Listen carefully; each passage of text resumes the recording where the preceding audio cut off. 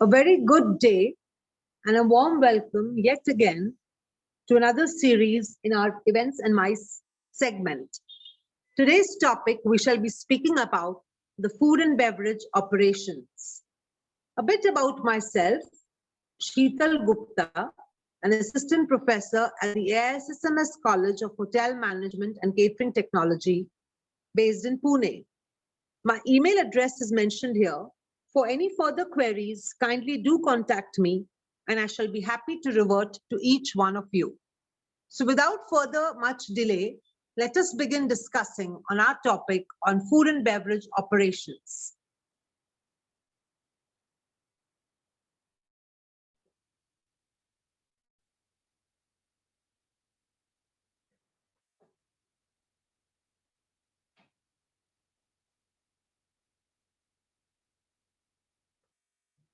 The food and beverage operation department is one of the most important departments in the hotel. Out of the four major operational departments, that is the food production, housekeeping, front office, and of course, the food and beverage service. The main objectives is to introduce it as a main food service industry part, that is the food and beverage operations, classification of various food service establishments, and the types of food and beverage services that are offered in the industry. Let us here remember that the food and beverage operations constitutes majorly to the revenues earned by the hotel. And all hotels are well known for their food and beverage quality as well as service standards.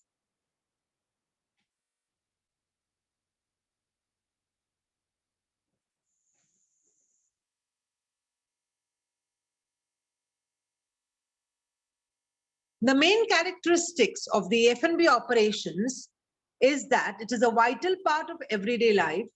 It's a major contributor to the economy.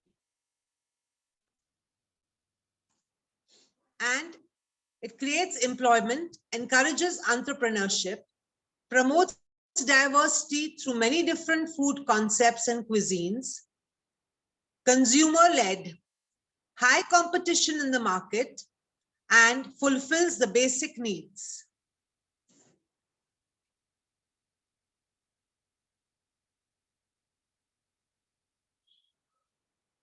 The various food and beverage services in the hotels. Most hotels operate multiple F&B outlets. Outlets as in restaurants, coffee shops. Their products, their services offered are subject to change from property to property. The outlets could be employee dining or cafeterias, mini bars, fine dining restaurants, coffee shops, conferencing and banqueting facilities, outdoor catering service or the ODCs, in-room dining or the room service, the various bars as well as the lounges available in the hotel. All these service outlets are F&B revenue earners for the hotel.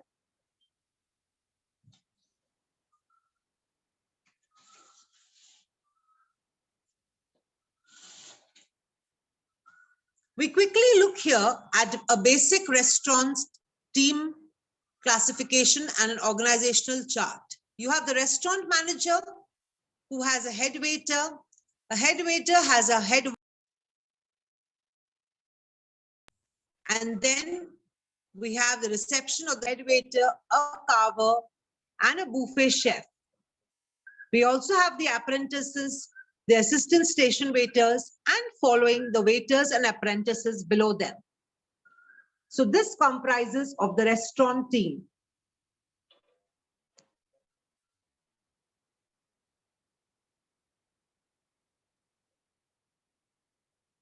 Let us now discuss about some positive attributes of food and beverage service personnel. The product knowledge, a basic product knowledge of all the items on the menu being sold, local knowledge, as in being able to advise the guests on the various forms of entertainments offered, a good personality, as in being courteous and a good temperament, pleasing and well-spoken mannerisms, a positive attitude all the time, should be able to anticipate the customer's needs and wishes, a good memory, It may also help if they know the likes and dislikes of their customers, and of course, honesty and respecting and encouraging efficiency and a good team spirit amongst all the waiters.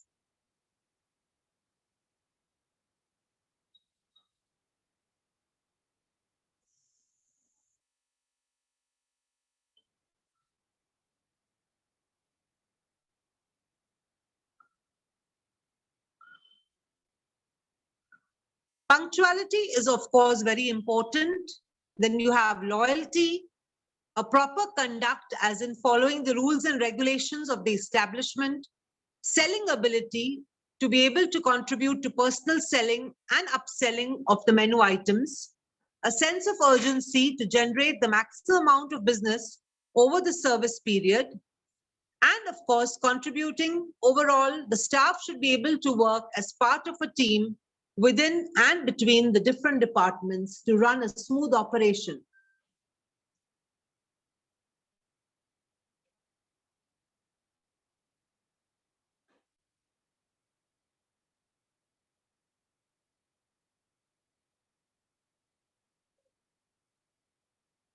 Let us now talk about the service sequence in any F&B outlet.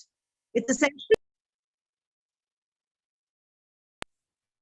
and of course, beverage provisions and the customer process.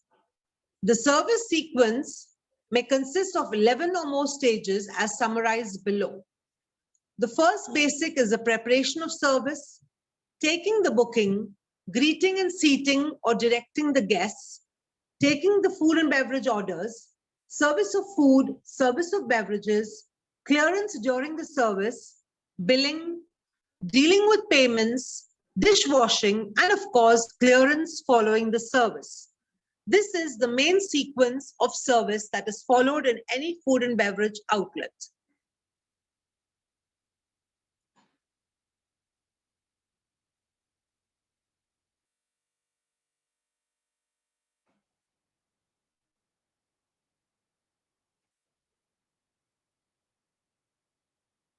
In this picture, now let me now show you a beautiful video on the importance of food and beverage operations in the industry.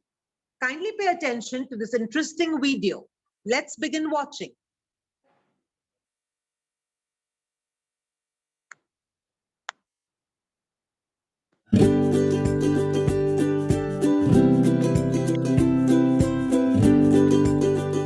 The dining experience. Being a waiter isn't just about providing food and beverage services for guests. Your guests will spend most of their time socializing in the dining and bar areas, enjoying fine food and wine. Of course, that means that you will spend a lot of time with your guests, and so you play a very important role in making their stay exceptional. One way to ensure that your guests feel they are getting the very best service is to have excellent knowledge of your profession, the service traditions and their history, as well as the different styles of service and types of menus used in food and beverage service. The type of menu and the service tradition will affect the number of courses as well as the order in which they are served, known as the menu sequence. Let's learn a bit more about these by first looking at styles and traditions of service, then the different types of menus, and the menu sequence. So what different styles and traditions of service are there? The two most common service traditions used today are American or plated service and English or silver service. The main difference is that in American service, food is plated by the chef in the kitchen, whereas with silver service, you, the waiter, serve the food to guests at the table from platters. American service is most often used in everyday restaurants. In contrast, silver service is found in very high-end, fine dining establishments, and waiters who have knowledge of silver service traditions possess a very specific skill. Different establishments will also have different styles of service, and may choose to alter the style of service depending on their needs or guest preference. A waiter who knows these different service styles is so valuable because they can perform according to their establishment's needs. Some examples of service styles include buffet service, where all the dishes are displayed on a separate table and guests serve themselves. Banquet service, in which food is served plated, in courses to the guests. And fine dining service, when waiters serve each course at the table from platters. As you can see, there are many different service styles and traditions, and these are not the only kinds you may come across. As a professional waiter, knowing more about how these service styles work and your role in them will add an extra string to your bow. Next, let's look at the different types of menus. There are basically two types of menus that you will encounter. These are the a la carte menu and the table d'hôte, or fixed price menu. A la carte menus list the dishes separately, each with its own price, and guests order the dishes they would like. By contrast, on a table d'hôte menu, each course has a couple of dishes from which the guest can choose, and one price is charged for the whole dinner, rather than having individually priced meals.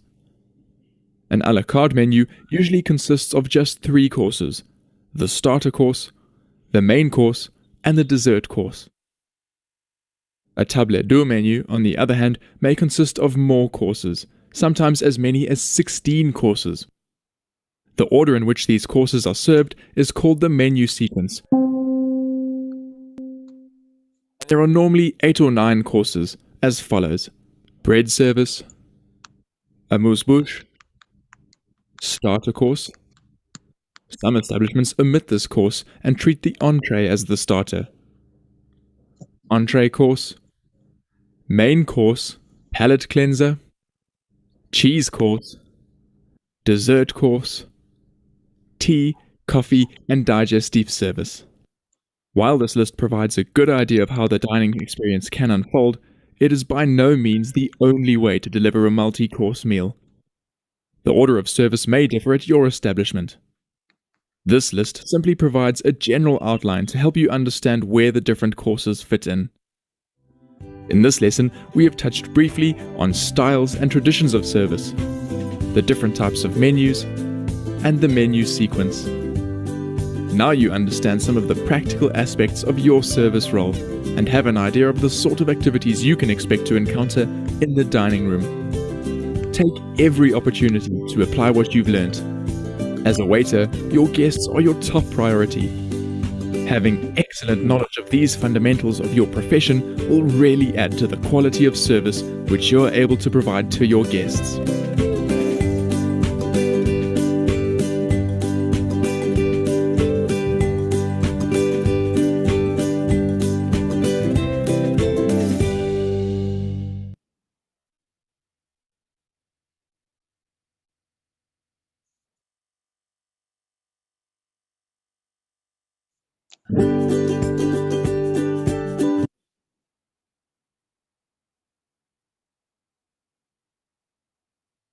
Well, I do hope that you all enjoyed the short video which introduced the food and beverage operations to you.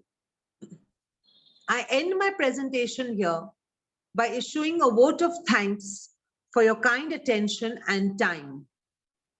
A mention must be made here of the reference books I have used to make my presentation: the Food and Beverage Service by Singaravelan and the Food and Beverage Service 10th edition by John Cousins and Suzanne Weeks. At the end of my presentation, there will be a quiz link attached. For all AISSMS students, kindly do attempt the quiz link and submit it. The link will be attached in the description box below. Thank you once again for your kind attention and patience, and I do hope you enjoyed this video. See you soon again next time. Thank you and stay safe.